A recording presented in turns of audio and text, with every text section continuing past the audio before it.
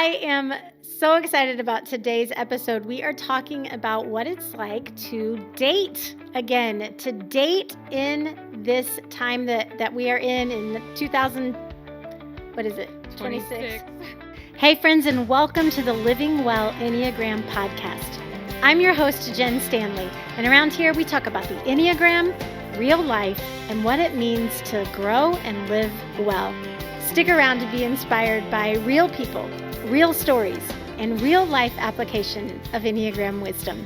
I have to be honest, I have not been on the dating scene for over 25 years, and this is something that comes up a lot, like with my friends and family, whether maybe they have divorced or they are a widow or there's a single person living in their 40s or 50s. The dating scene is a big part of people's lives. And so I wondered, what could the Enneagram teach us or show us that might help us go into the dating scene in a healthy and whole way? So today's guest is my very brave friend, Heather Sherrill, who also happens to be the producer of this podcast. So when I had this idea, she was like, oh, that'd be awesome. I would love an episode on modern day dating. It would be so great. And I was like, well, okay, then you're going to be the guest. So Heather, thank you for joining us. Thank you for tackling this subject, because it's not just me. It's like your daughter, yes, our kids. You know, last time I dated, I was pretty much a teenager myself. Yeah, I know. So to go back into that scene is probably pretty daunting. And I know that I've had a lot of conversations with women, anywhere from age 20 to age, 70 that are like trying to figure out dating in this modern world. So yes. Tell us a little bit about you and your story and how you found yourself dating in your 40s. Yeah, so I got divorced, and I think that, maybe whether you're widowed or divorced or maybe trying to enter in the dating, I think there's this thing like, is it even worth it? Should I just not date? But even though I got divorced, I believe in marriage and journeying this life with friends and people, and the ultimate would be a partner, a true partner with, my best friend. Yes. And so I think with that hope, I was like, okay, I got to try this dating thing.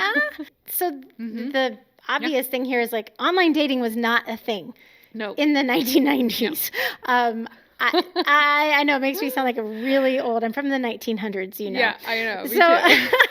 Online dating was not a thing, and now it's really the primary tool, I think, that people use. I mean, there's setting people up, but I mean, how have you found people to date? I started with a friend set me up. Okay.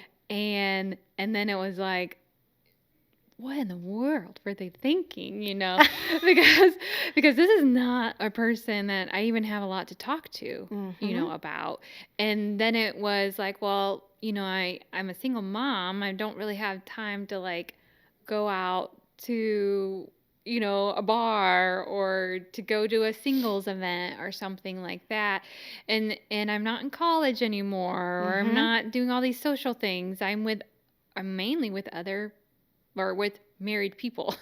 Yeah, well, and you also mentioned, you're not in college, you're not going out to bars, but I think it would be safe and true to say that many women especially lose their community when they go through divorce. And so even having connections to make connections, people that are like, your community changes a little bit with divorce as well sometimes. It really does. Yeah, and I think the part of me losing my community is I didn't even have like a church community anymore, so kind of feeling out on that lonely island. Yeah. I really thought I got to give this online dating a try. Yeah. But, I feel like there's so much positives. The positives are you can really, you can really talk about what matters to you on a profile. Yeah. Or like, I'm an IU fan. So if that's a problem for you Purdue fan, then, just kidding. Yeah. It's a good, like, you can filter out things. Yeah. I mean, and then there's also the negatives that come with it, but with everything, there's always positive and negatives. What would you say you've learned about you as you've gone through dating? Again, if I were to give advice to anybody who's gonna like tip their toe for the first time, is that see this as an exploration of yourself, not so much looking for somebody else. Because I feel like that's what I really learned. I learned more about myself in this process of like, you talk, I learned from you about being an observer of yourself. Yeah. I'm not saying it right. A non-judgmental observer. Non-judgmental. Oh, I forgot the non-judgmental part. You did. Non-judgmental. Okay. So being an observer of myself, of like, oh, that really bothered me. Why did that bother me? Or like, I did not feel comfortable with that person, or I felt so comfortable, So I just feel like it is a good thing. It can be a very good thing to get out there, maybe with some realistic expectations of why. Yeah. Well, I love your perspective of treat it as a way to get to know yourself. Yeah. As much as getting to know anybody else out there. Because, I think the assumption would be like, oh, well, I'm just going to go out and I'm going to try to get to know a lot of people so I can see which person would be compatible with me. But if you flipped that and you were like, okay, this is just an extension of how I'm going to get to know myself better, that feels really healthy and balanced to me. Yeah, and it kind of takes off some of the pressure. Like taking off, like, I got to meet the one, and it's like, maybe I'm not ready for the one yet, but like maybe through this exercise, me and a friend called it market research. Yeah, I love that. Because the last time I dated, I pretty much was dating on the hopes and the dreams of the future, like, we're going to build this life together. Like, we both value these things together. We're so excited about what we can be someday.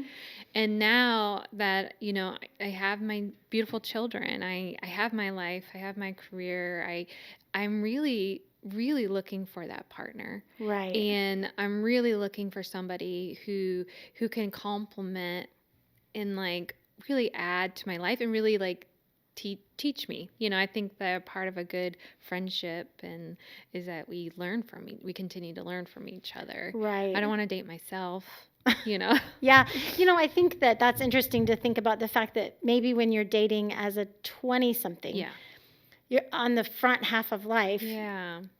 You're bringing to that relationship you and your hopes and dreams, and a big open, like a big blank page. Yes. As you're dating, later in life, you're not just bringing a blank page to that dating. You're bringing your family, your children, which are obviously a primary chapters prioritization. And yeah, and you're bringing chapters, and you're also bringing your own hurt and your own, trauma experience, and just all of it comes with you. And the more life you live, the more there is. I know that I'm a naturally optimistic person, but I imagine, though, that could make that next partnership even richer, as opposed to, it might be a little harder to, like, find the one, but, like, I think it makes it richer. I think so. I think it's,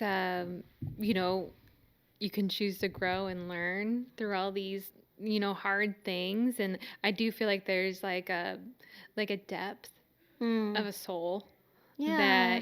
That I'm looking for, and that that I see in my friendships, women that are our age. I mean, that's what I value so much in like getting to know people. It's like everybody has their story, and if you choose to grow from that, I feel like the depth of relationships now are so much richer. Yeah.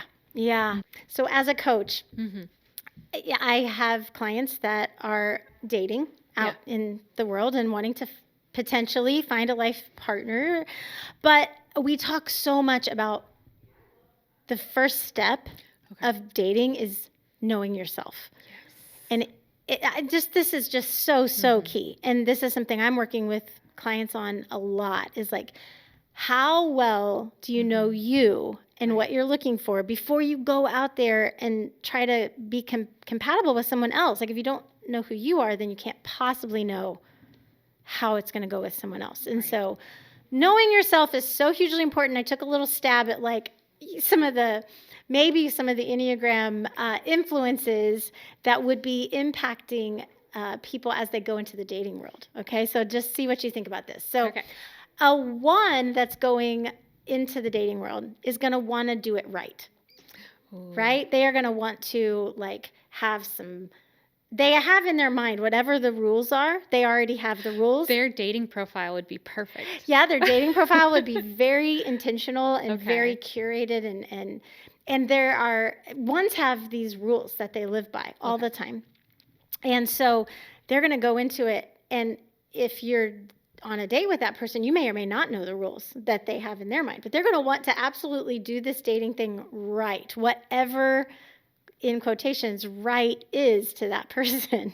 Now, I think the number 2 is going to go onto the dating scene almost looking for it to be a storybook or a little bit magical, because they are so relational. Okay. And so a 2 is going to be going in looking for like maybe fireworks or just this idea of like, of really looking for love. Yeah. And, because their hearts are open to that, and they just crave connection so much. A 3, which you are, I could see a 3 going into it going, how can I make this efficient? Yeah. I don't want to waste my time here. I only have.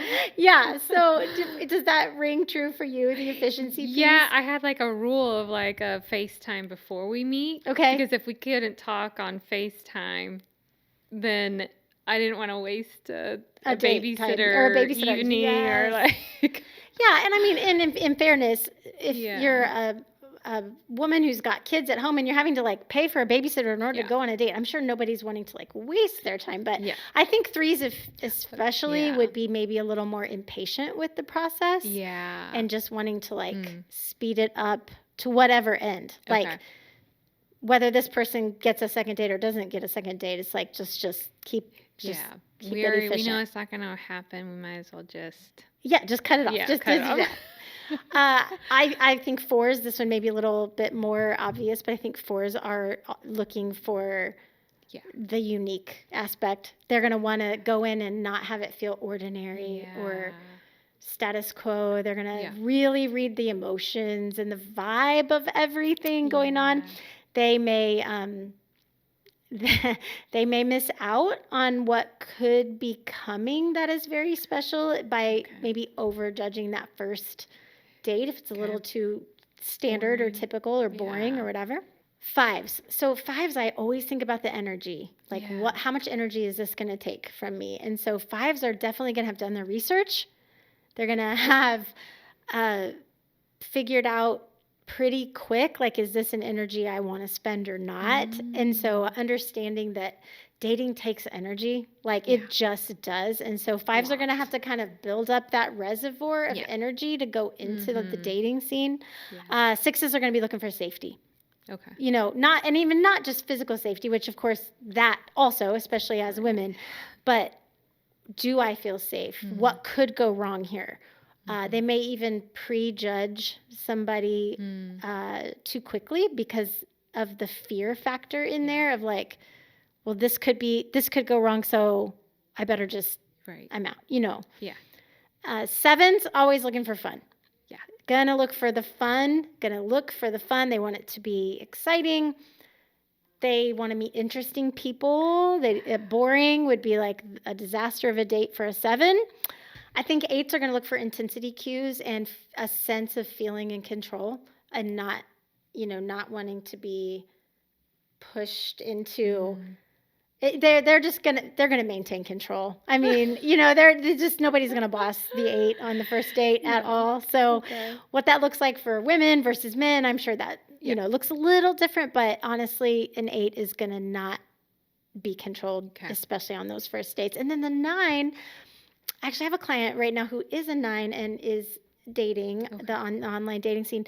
And the work there is just knowing what they want at all. Yes. Like, just, I don't know. There's so many options. Yeah, I don't, and like, well, what is an ideal first date? I don't really know. Like, well, whatever they think would be fun. Like, so that's always the work with the 9 is that not being asleep to themselves. So with the 9 going into the dating scene, they're going to definitely be the most easygoing about it and laid back.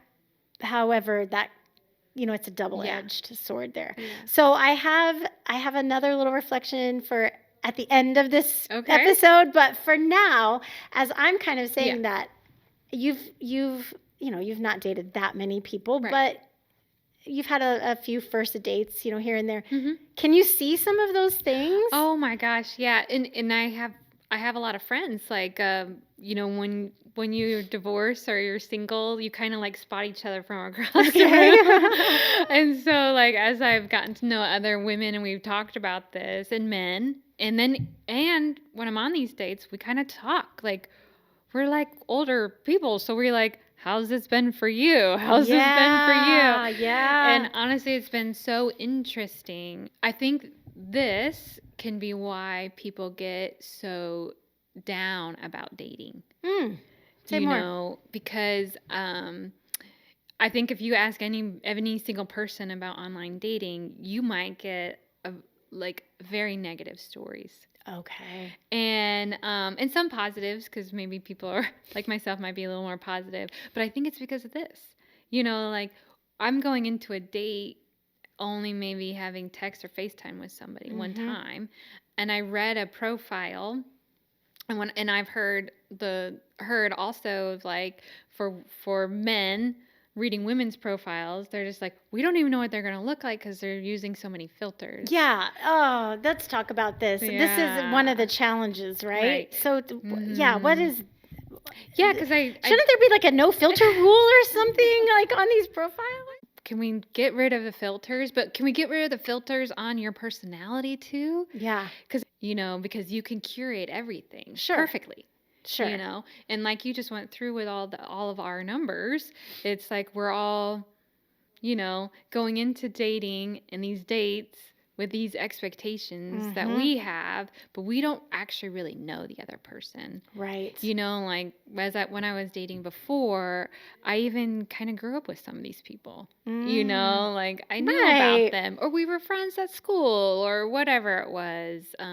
But now they're really strangers. Another dating struggle in this 2026 is that the online dating, most people are talking to multiple people at once. And that's not like a bad thing.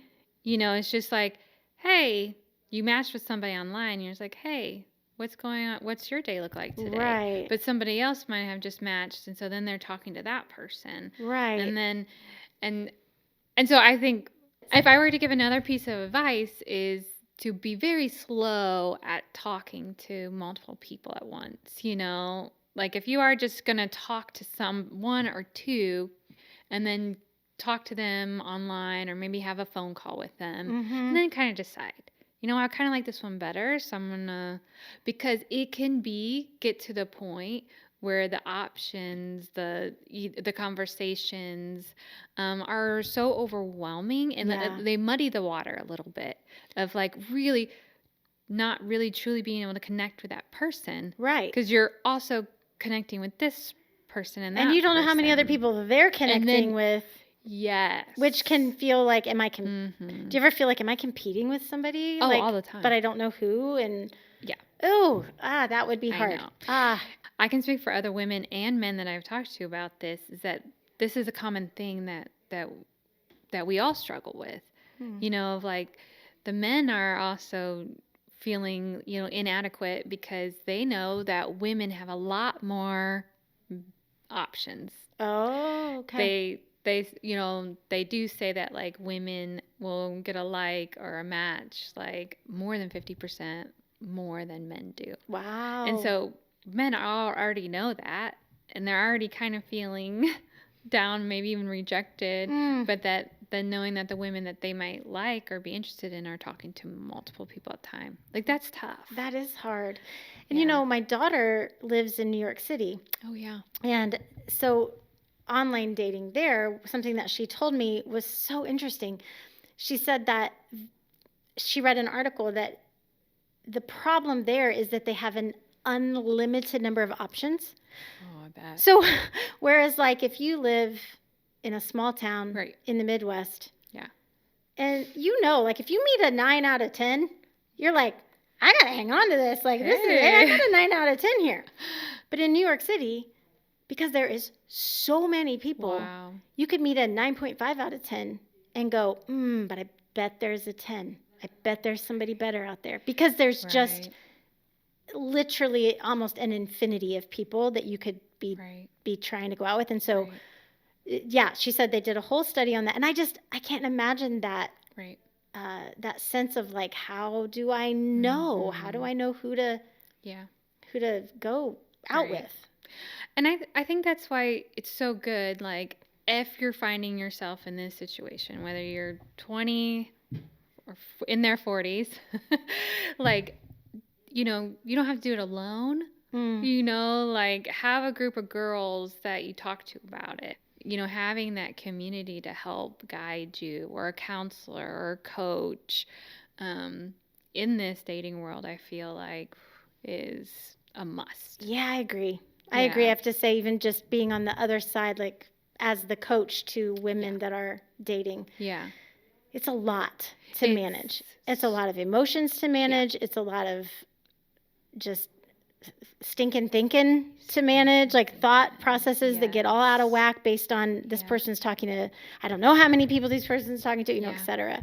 One thing that I keep thinking about all the time, I think I probably even asked you before, is, like, what number should I be looking for? I'm a 3, or my friend's a 2, or my friend's a 7. Like, is there a magical pairing? Yeah. Oh my gosh. Honestly, this is probably one of the questions I get the most as an Enneagram person. And the answer I will say every time is no. There is not a magic pairing. I'm sorry, it is not a magic pairing. There is, however, magic in knowing yourself and that person knowing themselves. Okay.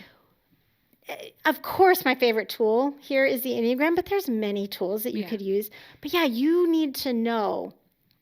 I'm gonna even simplify it down to like introvert, extrovert. Like let's just use that as an example. If you know yourself as an introvert and that other person knows themselves as an extrovert, how much easier is it to navigate going forward, knowing what your needs are for refueling and recharging, right? That's an easy example. Now, take that to the subconscious, to the motivations, to what I avoid, to what I really want in life. Those are what all the Enneagram things teach you. And so no matter what the pairing is, there are going to be frictions within the pairing and there are going to be alignments within the pairing. Okay. Well, Heather, one of the things that you mentioned that I thought was so brilliant was this idea of doing a post-date check-in with yourself.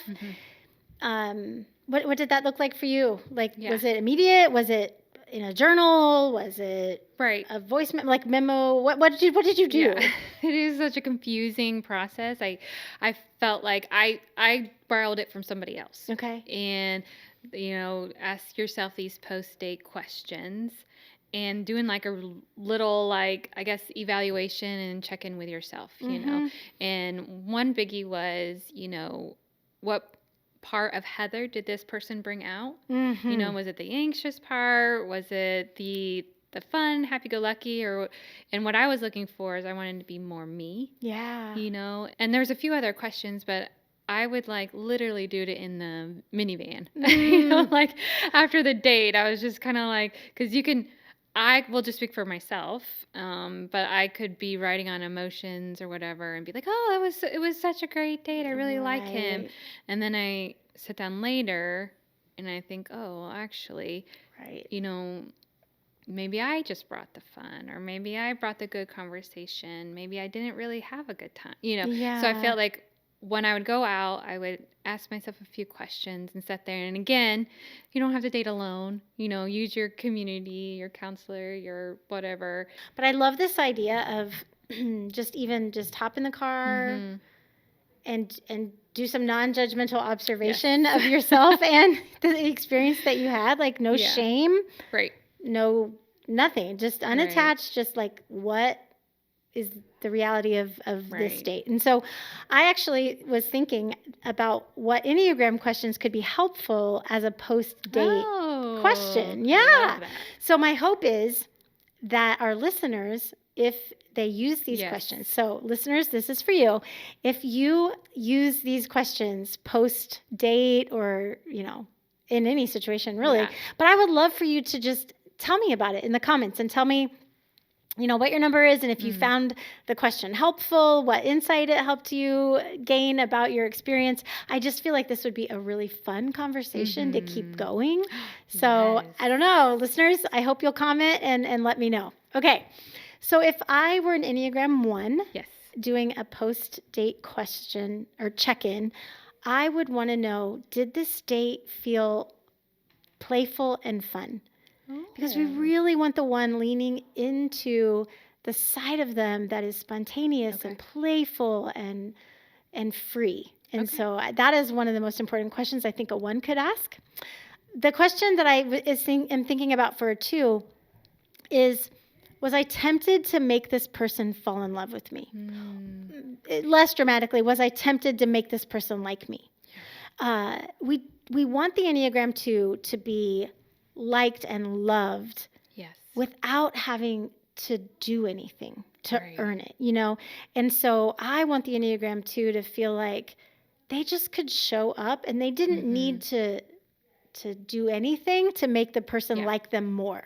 For the 3, this goes a little bit back to the question you asked, which is ironic because you are a 3, but who did I become on this date?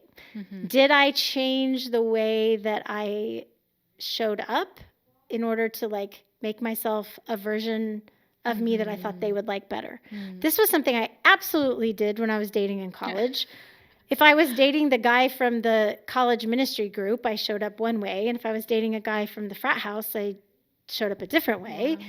And it was still me, but it wasn't me. Right. It was me changing what side of myself I was putting forward when, I needed to find a person that was really, truly helping me be completely authentic. Yeah. For the Enneagram 4, did the ordinary feel special? Right. And I love this one because I want the Enneagram 4 to be looking for the beauty in the ordinary. Yeah. And so was there a part of the date that was very ordinary? Maybe just the walk to or from the location. Did something feel special about the ordinary? Yeah. And that would be something I would lean into as a 4. For the 5, the question would be, was it easy for me to give my energy? Did it feel natural that I wanted to give energy to this experience and to this person? For the 6, a great question would be, what's the best case scenario here? Yeah. What's the best possible outcome? Because I know they're going to ask, what's the worst? And I know they're going to stay safe and logical and practical about the whole thing. Yeah. But I would love the 6 to explore what would the best case scenario look like here. Yeah. For a 7, we know a 7 is going to be a good time. Yeah. Everybody wants to date a 7, right? Because they're going to be so much fun. But the 7 needs to ask, was the date fun or did I bring the fun? Yes. Was it all on me? And a follow-up, which so important for the 7, was I fully present? Was I easily fully present? Was I going off somewhere else in my mind? Or was it just very easy for me to stay in the moment? For the 8, the question is, did my walls come down a little bit? Yeah. Now, I'm not suggesting that an 8 is going to be taking the whole wall down. There's going to be all this vulnerability. I get it. It's not going to happen, and that's okay. Yeah. But was there a shimmer of vulnerability? Yeah. Did the brick wall of protection around self, just did it feel like there was a possibility that a few layers came down with that person? Yeah. And then for the 9, of course, really important, what do I want? Yeah. What do I want? This is the question we go back to with 9s again and again. Yeah. But a secondary question would be, did I enjoy this date, or did I just make sure they enjoyed the date? Yeah. And then therefore I enjoyed the date because they enjoyed the date. Yeah. You know? So we really want the 9 to know, did I enjoy it? Yeah. Yeah. Aww. So those are some I love post-date these. questions. Yeah. Again, listeners, I would love to have you comment and let me know if you use these and what insights you learned or gained from them. So all month long, we are talking about divorce, dating, and do-overs. And it has been my pleasure to have my brave friend Heather here with us today. I hope it was helpful. I'm sure it was. Yeah. I feel more equipped just to support my clients and friends that I have that are on that dating scene in this world that we live in. It's wild. It's wild. It's wild out there. All right. Well, don't forget to like, subscribe, comment, follow along, send it to a friend. We're passionate about putting good things into the world. So help us do that, and we'll see you next time.